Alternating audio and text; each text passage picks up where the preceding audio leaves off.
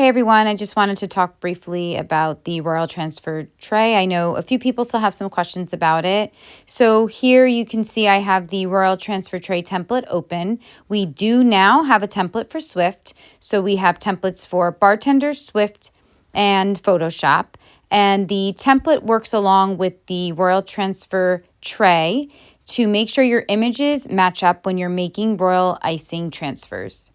It is important to remember to save this image before you move further and do anything else so that when you go to print later, your images match up exactly the same way. Any type of change to your image after you've already printed onto your Royal Transfer Tray will mean that your images will not match up later when you go to print on your royal icing.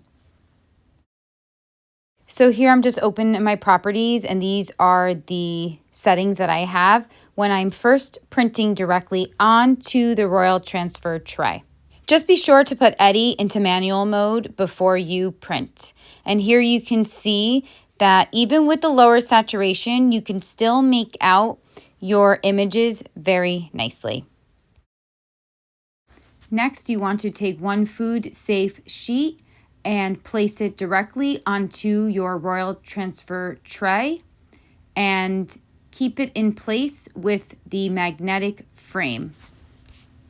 Now that your food safe sheet is secured in place, you can go ahead and add your royal icing to your images. I like to be sure to keep my icing within the lines of my images just to avoid so much white left over after it prints. Once I am finished, I usually wait about 30 minutes before I place my entire tray, frame and all, back onto my Edit to print my images. Some people have said they've actually printed on their images only about 15 minutes later. I do think it's a preference and everyone should do what works best for them.